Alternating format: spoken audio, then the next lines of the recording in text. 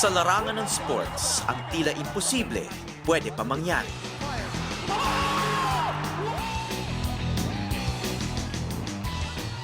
At dito sa Pilipinas, may isang team na sumikat dahil sa mga hindi malilimutang bawi mula sa bingit ng pagkatalo. Ginebra.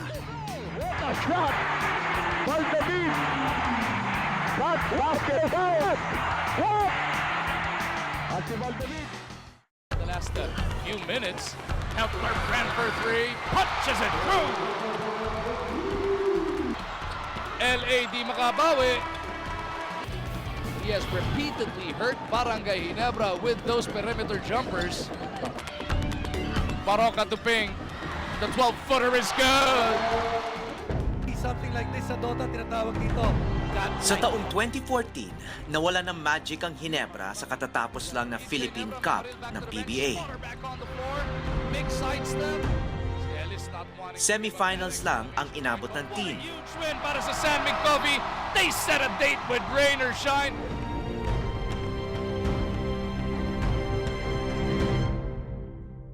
Clap your hands. Much louder. Gayunpaman dito sa Barangay San Miguel sa Pasig City, ang gusto nila, Ginebra pa rin. Ang ikapitong kaarawan ng batang fan na si Clark Lozada nito lang Huwebes. Aakalain mong victory party ng Ginebra. Ano naman naiiba yung mga fans ng Ginebra? Parang may narcotic. Total, ang basketball naman dito, talagang religion, di ba? Nakita na nila yung talagang pwedeng i-worship.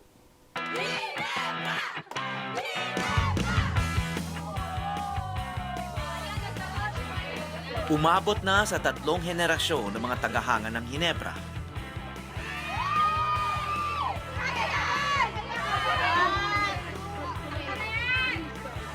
Ang mga una, tapat pa rin ang pagsuporta sa team. Pero hindi rin nila maiwasan ang pagkadismaya. Lalo na sa nangyari sa Game 7 sa semifinals. Paano ba maglaro ang Ginebra ngayon? Para bang dati rin? Malayo na po eh. Kasi nung pag sinabing Ginebra, win or lose yan, talagang papalo na. Pero ngayon, Medyo, meron pa rin po, konti lang. Hindi katulad ng panahon po nila Jaworski, na Arnaiz. Ayun. Pagka do or die, talagang nandun na ng puso nilang manalo. Might just be. Being of San Miguel. Sa main PJ Simon, 28. 27 puntos ang lamang ng kalaban ng Ginebra sa Game 7. Tinambakan, ika nga. 5 of 7 from deep mula dito kay Big Game. JJ Hildebrand, point guard, shooting guard for the Barangay Ginebra Kings. Back to the biggest lead of the game para dito sa Super Coffee Mixers. It was a very painful loss actually, because I know even though Sam Mig is a really good team and they deserve to be in the championship, and I give all credit to them. They played really well, but I know we could have beat that team. Pero they turn it over. Alisto Agiwa, Baroka to beat. Oh my God. Hinabol, the chase down block. Sa lahat ng nilaro ko in my 13 year dito sa Ginebra, ito yung pinakamasakit. Why? Number 1 kami. Hi, I'm Mark Agiwa. I'm a shooting guard and I play for Barangay Ginebra. It's away from Baroka somewhat. LA beating Agiwa. Reyes battling for it. Doon ako nasaktan dahil parang natalo kami sa game because natalo kami sa rebound o natalo kami sa out hustle, na ano kami. Yung para bang hindi kami lumaban. O forget the rebound. Yung hindi kami lumaban. Tinambakan kami. Anong ginawa namin in return? Wala, parang kawawa naman yung mga taong nanonood. I mean, for them to have a record na almost 25,000 nanonood, tapos ganun yung papakita mo laro. Good job of rebounding today. Barangay decides to take it himself. Gotta give it to the big man. Find a way. Kasi itong Ginebang nandyan ngayon, talagang binugboy, nilakihan, malalaki, andyan lahat ng talent. Yan ang nadidinig mo na sa tao. ang lalaki pa naman, andun na sa kanila lahat. Hindi baling natalo, pero yung pagkatalo na ng 27 points. Actually, you just have to simply box out. You cannot Sa mundo ng Barangay Ginebra, bago madismaya, may ligaya. Less than a minute to establish Greg at the post. Great hands on the part of Slaughter. LA nagpakawala. Punches it through. Tenorio is a man on a mission. Ito na ang pinakamalaking abante. Napakalayo ng Game 7 sa ipinakitang gilas ng Ginebra noong Game 6. The Spark attacking the lane. The tip drop is good. What a way for the Spark to really go hard to the basket. Win or go home game nila yon at lamang ang kalaban sa first half. Hot start for both squads as we also Pero sa welcome gabing yon, inside may the Pindome, alas ang Ginebra. Sonny Jaworski. Pinira natin. Ang dating player-coach ng Ginebra na si Robert Sonny Jaworski. At hindi lang siya nanood. The first thing he said that we were playing way too tense. And being a very big game that it was, that's understandable. And I think he pointed that out to everyone. And when he said that, I think everyone kind of calmed down, took a deep breath. And like I said, second half, we just ended up playing our brand of basketball. Kagiwa once again on that play side. Ginamit yung katawan! He read it very well. Humingi siya ng backdoor play. Pero pinakamaganda So, niraman niya sa amin, these people are here na nanonood sila para sa inyo. Ngayon, in return naman, bigyan naman natin sila ng magandang just, hustle, effort. Kung ilabas yung never say die spirit ng Ginebra. Here we go. That was the last stoppage. BJ looking for James, looking for Baronga. It gets to James. No! And Barangay Ginebra has risen back from the dead once again. Down by Mula a noon score hanggang chance. ngayon, iba pa rin ang dating ni Robert Jaworski sa hardcourt. So many great Dahil sa kanya, naimbento ang katagang never say die. 30-second timeout remaining. And kahit pumasok pa rin Isang ito, katagang one hindi possession man big nagbigay down. ng sunod-sunod na panalo. Umani naman ang milyong-milyong mga tagahangang Barangay Pilipino. Ginebra, as well as Sandvik is in the penalty. Do you foul?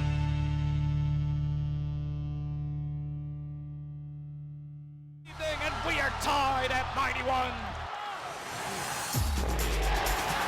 And this crowd, Ang pinakamalaking crowd sa kasaysayan ng PBA ang nakapanood ng Game 6 sa semifinals ng Philippine Cup nitong nakaraang Pebrero. gets the basket, make a Salapang foul. Isa na namang moment ang nadagdag sa legend ng Ginebra. great basketball all throughout this game number 6. Tila kumpleto ang ligaya ng fans sa gabing ito. Barangay Ginebra trying to stave off elimination.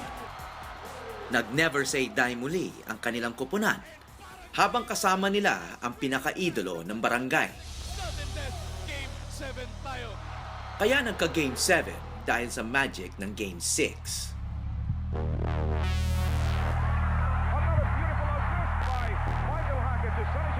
Baka naihahambing pa ng mga senior citizen na fans ang Game 6 sa isang panalo nila halos 3 dekada na ang nakaraan.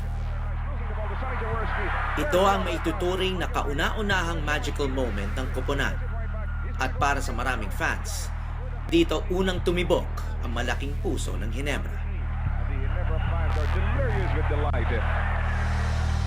October 22, 1985. Kalaban ng Ginebra ang mga malalaking Amerikano ng Northern Consolidated Corporation. Malakas talaga sila. They were the best amateur players in the land, reinforced by some Americans. 4 na minuto na lang ang natitira sa second quarter nang masiko sa bibig si Jaworski ng Amerikanong si Jeff Moore. Duguan ng muka, umalis ng ultra si Jaworski para pumuntang ospital. Pumunta siya ng ospital, 19 stitches ata yun eh. Ako si Ed Ducot, dating center.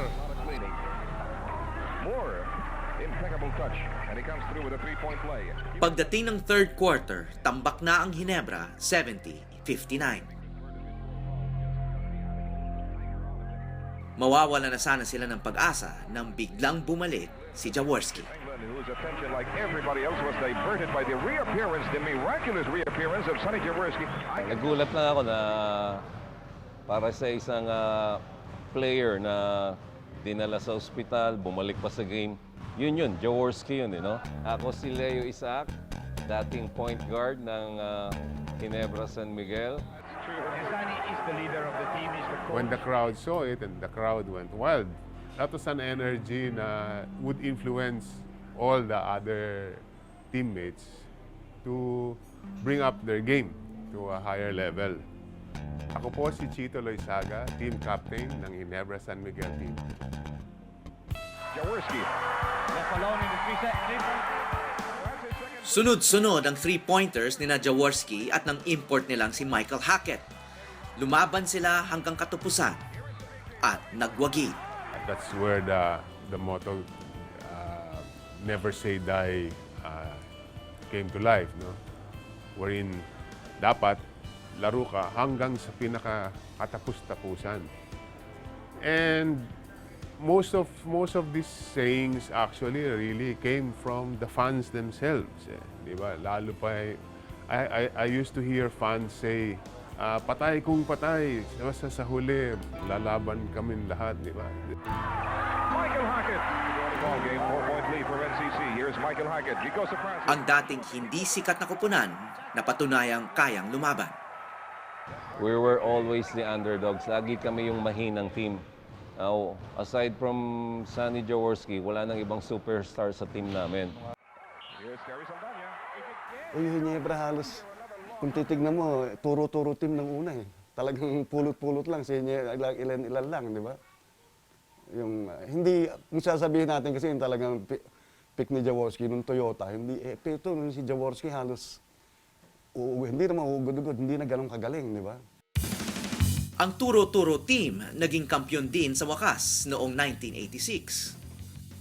I think myself and Ampalayo were the ones that had the game of our life until I think the last conference of 86, wherein si Coach Sonny hired the services of Billy Ray Bates and Michael Hackett, no? And I think that was one championship that really popularized the team, you know, or it brought us to a level that people now were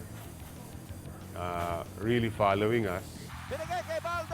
Hindi man sila ang pinakamatatangkad at pinakamalalakas sa liga, dinadaan daw nila sa puso ang bawat laban at titiyakin nilang susulitin ang bawat natitirang segundo. 1997, lamang ng 1 punto ang San Miguel. 3 segundo na lang ang natitira. Pero nangyari ang tila isang milagro.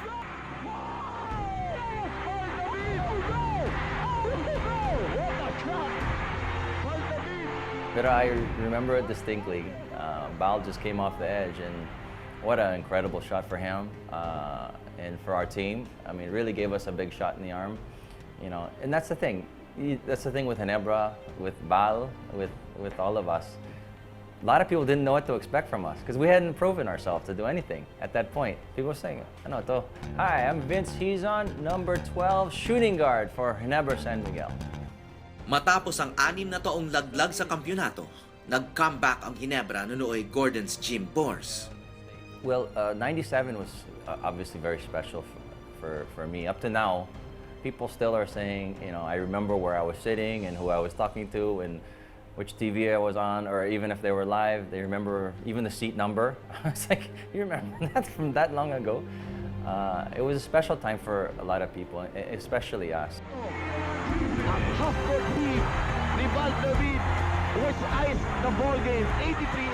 At ang malapelikulang eksena na ulit muli noong 1999. Ang number 1 seed na Mobile Line versus ang number 8, Ginebra.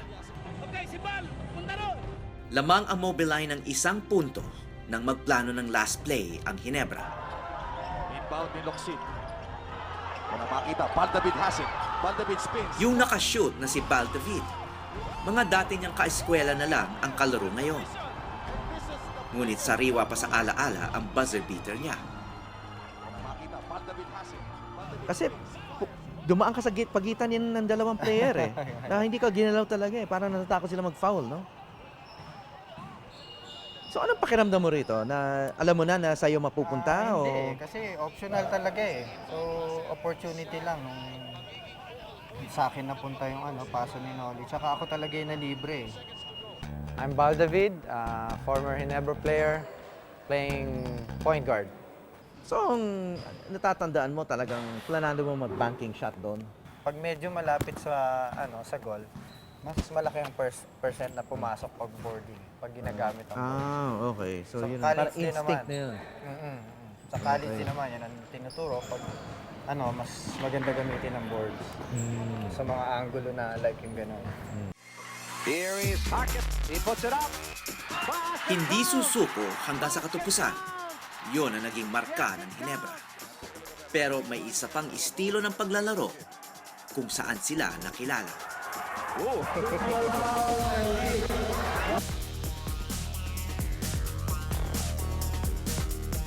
Last break play by Gordon. He's hot. Lalo kaming tumatapang. Habang nasasaktan kami, lalo tumatapang. Hindi pwede yung iyakin sa Ginebra niya. There's a pitch by Chris to Vince. He's on. I guess the philosophy behind the way we played was rugged. We earn our fouls. You get 5-6 fouls per game. Make them all count. You know, don't just give a foul just for the sake of giving a foul. Make the other guy remember the foul. For the ball, Ituri misses from 15. Terrific struggle for the rebound between. No foul, no blood. No Ano? blood, No blood, no foul. No blood, no foul. So, if you want to play the game, sinasabi niya, kailangan handa ka physically. Handa ka masaktan. Handa ka rin namang sa hindi sinasadyang pagkakataon makasakit. Ang estilo ng Ginebra, pisikal at minsan madugo. Si Jaworski pang international talaga sila ba dun? Pag tumanga ng bola, hindi sinusundot, kinakarating ka. Hindi laro ng hindi laro ng BTN, purutan, talagang dibdiban.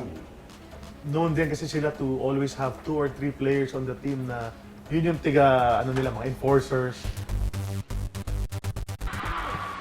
Rudy Distrito. Oh, he's sore. Ang isa sa mga enforcer na pinili ni Jaworski, si Rudy Distrito, na binansagang The Destroyer. Kaya tinawag na destroyer yun.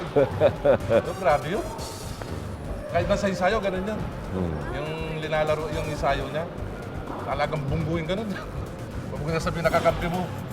Dahil agresibo ang laban, marami ring pikuna na minsang nauuwi sa rumble. Kalaban na presto, suntukan din. Away yun. Away talaga. Nakarating yung suntukan sa labas ng court. Hanggang doon sa mga ringside seats. Nakarating ang suntukan hanggang doon. Oo, grabe. Grabe. And marami pang ibang sitwasyon na napipigilan lang. Sinasabi nga nila kung ano ang puno, siya ang bunga. Si Jaworski kasi, batang player pa lang noong dekada 70 na bigyan ng lifetime ban. At hindi na inaasahang maglalaro muli bilang profesional. 71, andun ata ako ng Meralco sila ni Big Boy Reynoso. Ano nangyari? Sa referee, hindi na matiis. Siguro may mga rumor, tsaka baka sobra ang tawag na masama. Inano nila. Inambus nila yung dalawang referee, si Ting Cruz, saka si Dr. Ting Cruz, yung dentista. Ewan ko kung... Si Obias. Si Joe Obias, parehong retired na yun. So they were banned, silang dalawa. So Jaworski was unable to go to the Olympics kasi qualified sila doon sa Music Olympic. Hindi siya nakapunta doon. Na-lift din ang ban kay Jawo noong 1973. Kaya ang Never Say Die na team at legend na bigyan ng pagkakataong mabuhay. Mabuhay kayo lahat. Maraming salamat sa suporta ninyo. Mabuhay. Para naman kay Rudy Distrito, ang init niya sa mga laro, tila nadala din niyang maging sa labas ng hardcourt. Taong 2007 na mahatulan siya ng manslaughter sa Amerika. Nakapatay siya ng isang lalaki dahil sa selos, isang crime of passion, ika nga. Nabigyan din siya ng parole noong 2010 at ngayon tahimik nang nabubuhay sa probinsya sa atin.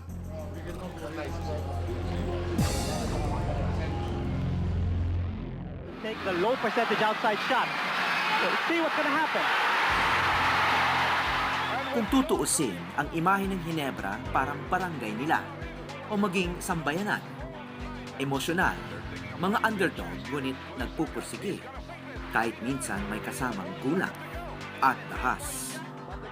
So, pag naglaro ang Ginebra at saka lumaban, parang hindi lang basketball, parang may pinoprotektahan silang territory.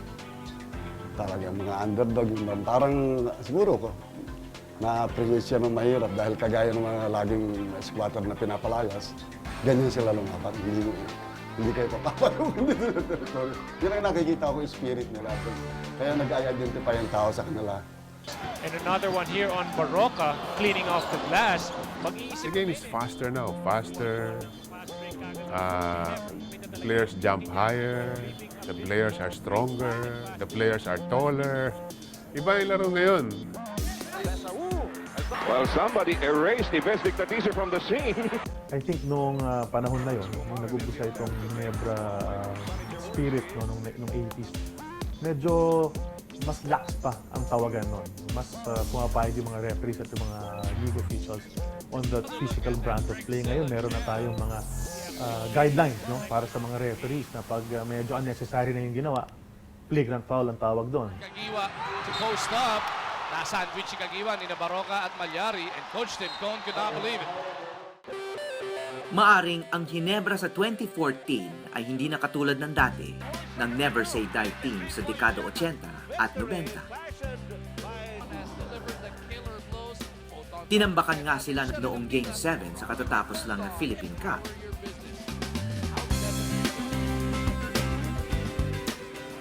Pero yung Game 6, yung comeback victory nila, kung saan may nagpatibok ng puso ng Ginebra. Baka yun pa ang tunay ni Ginebra ng 2014. Ano kaya ang nangyari kung nasa Game 17 si Jawo? May mga susunod pang laro. Hindi pa tapos ang laban. Ako si Howie Severin at ito ang Eyewitness.